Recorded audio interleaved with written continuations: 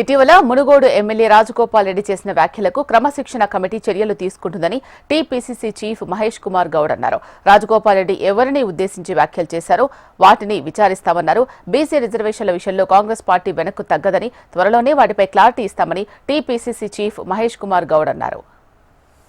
రాజగోపాల్ రెడ్డి గారు ఏ సందర్భంలో మాట్లాడినారో తెలియదు. నేను కూడా పేపర్లోనే చూశాను. రాజగోపాల్ రెడ్డి గారు ఏమైనా తప్పు ఉంటే డెఫినెట్ గా క్రమశిక్షణ సంఘం దాంట్లో పరిశీలిస్తుంది.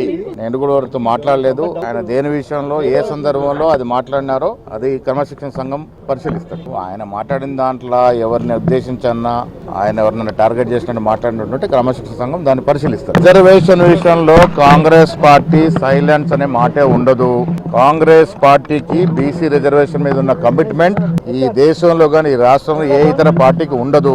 రేవంత్ రెడ్డి గారు ముఖ్యమంత్రిగా, నేను పీసీ అధ్యక్షుడిగా, మా మంత్రిమండలంతా కూడా దాన్ని ఆమోదించి 2 చట్టాలు చేశాం. ఢిల్లీలో పోయి మా బాణి వినిపించాం. దురదృష్టవశాత్తు బీజేపీ కొన్ని టెక్నికల్ కారణాలు చూపించి దీన్ని మోకాలెట్టేసే ప్రయత్నం చేస్తా ఉంది. ఇది ప్రజలకు అర్థమైంది.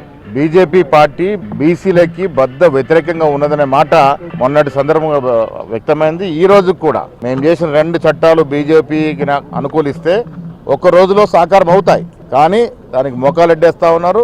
ఏది ఏమైనా బీసీ రిజర్వేషన్ వెనకబడే తరగతి ఇచ్చి తీరాలన్నదే మా తపన. ఆ పరంగా అన్ని కోణాల నుంచి ఆలోచన చేస్తా ఉన్నాం. పైసలు అంటే వ్యక్తిగత డబ్బు కాదు. నిధుల విషయంలో వారు నాకు తెలిసినంత వరకు మునుగోడుకి నిధులు ఇవ్వట్లేదు. నిధులంతా కూడా మంత్రుల నియోజకవర్గాలకే పెట్టుకుంటున్నారనే మాట మాట్లాడినట్టుగా నాకు సమాచారం. ఏది ఏమైనా దాన్ని లోతుగా పరిశీలిస్తాం. రాష్ట్రంలో మార్వాడీలు కొన్నేళ్ల తరబడి ఇక్కడ నివసిస్తా ఉన్నారు. తెలంగాణ రాష్ట్రంలో కానీ సమైక్య ఆంధ్రప్రదేశ్ రాష్ట్రం వారు భాగము. ఎవరు వారిని ఇక్కడ నుంచి పారదోలే పరిస్థితి ఉండదు.